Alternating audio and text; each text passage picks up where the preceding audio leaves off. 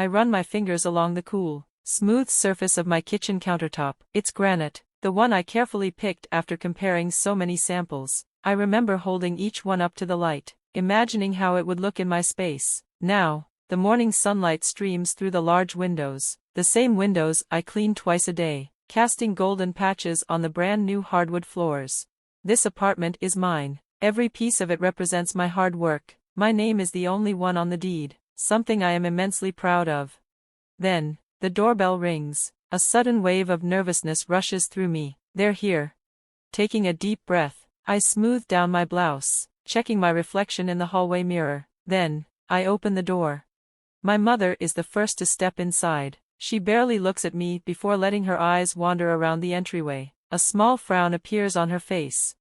"Emma, darling," she says, air kissing near my cheek. Her expensive perfume surrounds me, filling my space with its overpowering scent. She doesn't wait long before making her first comment. "You should have hired an interior designer." Violet did. Her place has so much more character. I press my lips together, already bracing for more. Behind her, my father enters, barely looking up from his phone. "Traffic was awful," he mutters. "Do you have parking validation?" And then there's Violet. She walks in last, designer sunglasses perched on her head, her phone clutched in one perfectly manicured hand. She glances around quickly before giving a small shrug. "It's cute," she says, "smaller than I expected." I try to keep my tone even. "It's 2 bedrooms, I reply, resisting the urge to justify my choices. I guide them through my apartment, pointing out the details I worked so hard to afford. The south-facing windows that let in sunlight all day, the upgraded appliances I spent months saving for, the carefully chosen furniture. My father nods absent-mindedly, barely listening, his eyes still glued to his emails. Violet interrupts the tour, holding up her phone. "Did you see my latest post?" she asks, her voice excited. "It got 5,000 likes. She turns the screen to my parents, and guess what? Action Insight wants to renew my influencer contract. My mother's face lights up. "Show us," she says eagerly. "Your social media is taking off." "That's my girl." Dad finally looks up, interest sparking in his eyes. I stand by the kitchen counter, watching them celebrate her success as if nothing else in the world matters. A familiar ache settles in my chest. "Actually," I say after a moment, keeping my voice light, "I got promoted to senior manager last week. It usually takes 7 years, but I did it in 3. "That's nice, dear," Mom replies absently, still scrolling through Violet's Instagram. And just like that, my achievement is brushed aside. A memory flashes in my mind, me at 13, saving every penny of my allowance for months to buy my first laptop. I had been so proud, showing my parents what I had earned through sheer determination. "That's a lot of hard work," Dad had said, barely paying attention. Later that same evening, Violet came home with brand new designer jeans. Mom had bought them for her, just because. This has always been the pattern. When I earned a full scholarship, it was briefly mentioned over dinner. Meanwhile, Violet's high school graduation, a simple milestone, was celebrated with a lavish party. I shake off the thought and force a smile. "Anyone want coffee?" I ask, pulling out my special blend from the local roaster. No one answers. They've already moved to the small balcony, where Violet is taking selfies, shifting to get the perfect angle with the city skyline behind her. "This would make a great background for my wellness series," she muses. "I'll just edit out the less aesthetic parts." My parents nod in agreement, as if she's just uncovered a hidden treasure. They leave early, something about another one of Violet's influencer events. As the door clicks shut, I stand in the silence of my apartment, my beautiful, hard-earned apartment. The triumph I felt before they arrived now feels hollow. Weeks later, I sit at a dealership, signing the papers for my new SUV. It's not brand new, but it's mine. 4 years of savings, 4 years of driving a car that barely held together. Now, I finally have something reliable. "Congratulations, Miss Wilson," the salesman says, handing me the keys. I run my fingers along the sleek silver paint, a deep sense of satisfaction filling my chest. I worked for this. I earned this.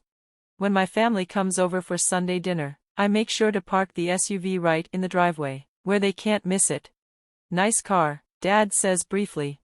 "It's the mid-range model," I explain, great safety ratings, and I negotiated them down $4,100. Violet circles it once, unimpressed. Why work so hard when you could just? She stops mid-sentence, but I know what she was going to say. Marry rich, let someone else pay, take the easy route. I already know my achievements will never shine as brightly in their eyes as Violet's.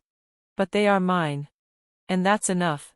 Years later, I stand in a bridal boutique, watching Violet spin in front of a mirror. Her wedding dress costs $31,000, the silk whispers as she moves, and the diamonds on her necklace sparkle under the bright showroom lights. Perfect, Mom sighs, her eyes shining, absolutely perfect.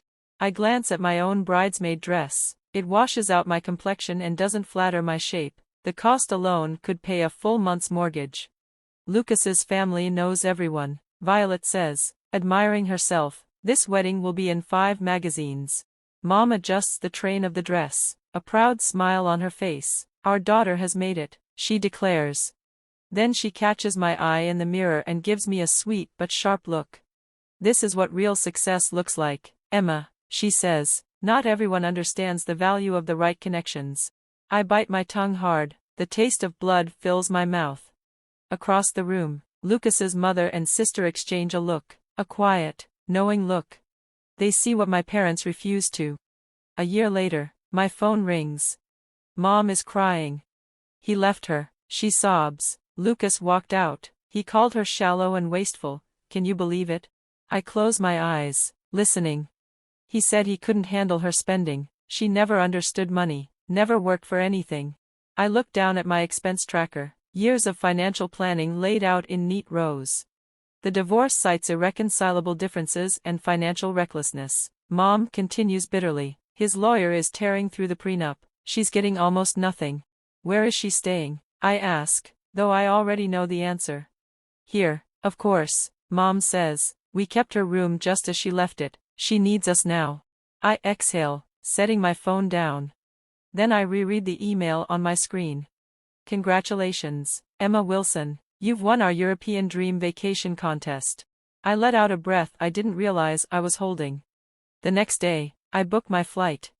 And when I return, I know with certainty, my life is truly my own. I stood in the middle of my living room, arms crossed, as the sheriff knocked on my apartment door. It was a firm, authoritative knock, one that demanded attention. A moment later, the door swung open. Violet stood there, wearing my robe, her expression shifting between confusion and irritation. Her hair was styled as if she had spent an hour perfecting it, and her nails were painted a fresh shade of pink. She looked every bit as put together as she always did, but the moment she saw the uniformed officer, her brows furrowed. "Violet Wilson?" the sheriff asked, holding a set of official-looking papers in his hands. Violet hesitated, then straightened her shoulders. "Yes," she replied, her voice laced with suspicion. "I'm serving you with an eviction notice. You have 76 hours to vacate these premises," the sheriff informed her, his tone professional and detached. Violet's face twisted in disbelief. She snatched the papers from his hands and scanned them quickly. As her eyes darted across the document, the anger on her face grew. She turned to me, her eyes blazing. "You wouldn't do this," she hissed, her voice low and dangerous. I met her gaze without flinching. "I already have," I said calmly. The sheriff gave her a polite nod. "We'll check back when the time is up. Make sure you're ready to leave." As he stepped back into the hallway and left, Violet turned on me fully, her fists clenched at her sides. "You vindictive," she started, but I held up a hand to stop her. "Mom and Dad will what? Sell another one of my things without permission? We're done with that," I said firmly, my voice even and unwavering. Violet's lips pressed together tightly. I walked past her, picked up her designer purse from my coffee table, and handed it to her. "You might want to start packing," I said.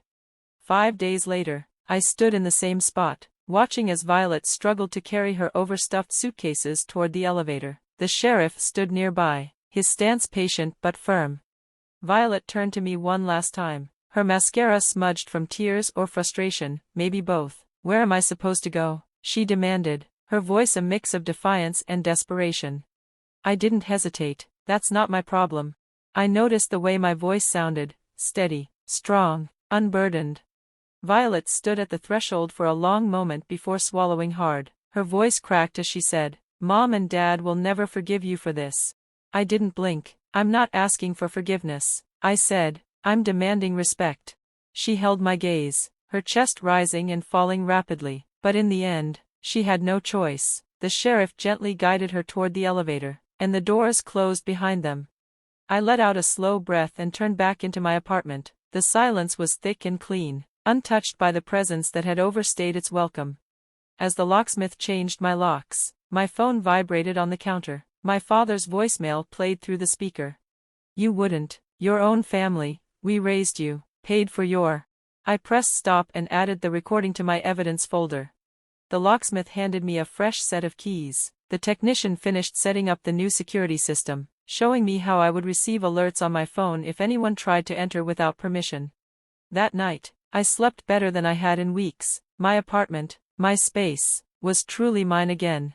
A week later, I sat in my parents' living room, facing them across the coffee table. My mother clutched a handful of tissues, her eyes red from crying. My father paced back and forth, his face red with anger.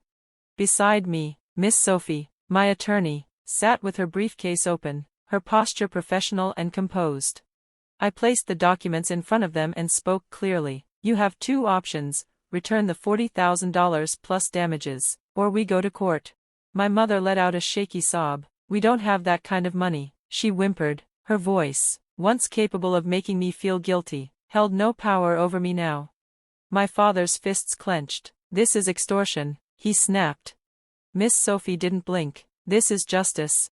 I folded my hands in my lap and met their gazes. "You're our parents, but parents shouldn't steal from their children." My father let out a bitter laugh. "Where are we supposed to get $30,000?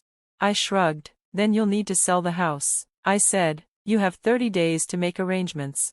For the first time, my father looked truly shaken. His shoulders slumped slightly. "Emma," he began, his voice softer, trying to slip into the old tone that used to make me agree to anything. "Sweetheart, let's work something out as a family."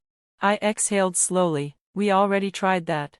I closed my legal documents and stood up. Miss Sophie followed my lead, and together, we left the house without looking back. Each step away felt lighter, as if the weight of years of neglect and dismissal were finally lifting from my shoulders. Months later, I walked through the marble hallway of the courthouse, the click of my heels echoing in the vast space. My lawyer walked beside me, briefcase in hand. At the far end of the corridor, I saw them, my parents looking weary, and Violet scrolling on her phone as if none of this mattered. My mother rushed toward me. "Emma, sweetheart, we can still fix this as a family," she pleaded, reaching for me. My father's voice was quieter but firm. "This isn't who we raised you to be." I stood tall. "This stopped being about a car the moment you felt entitled to take what wasn't yours," I replied. "This is about 31 years of you taking without asking." Inside the courtroom, my lawyer presented the evidence. Text messages, bank statements, and Violet's own social media posts painted a clear picture. The judge's expression was stern as he reviewed everything. Finally, he removed his glasses and looked directly at my parents. "The court finds in favor of the plaintiff. The defendants are ordered to pay $40,000, plus damages and legal fees." My father sucked in a breath. My mother turned to him in a panic. "We'll lose the house," she whispered, horror dawning on her face. As I drove past my childhood home a few weeks later, I saw the "for sale" sign in the yard. A moving truck sat in the driveway, Violet hauling a box to her car. For the first time, she was facing consequences she couldn't avoid. I didn't stop. I didn't even slow down. My new SUV carried me forward to my home, my own place, my own future. The court judgment, proof of my victory, sat tucked in a drawer. I considered framing it but decided I didn't need to. This chapter was closed. I deleted their numbers from my phone, feeling the weight lift with each tap. For the first time in my life, I was truly free.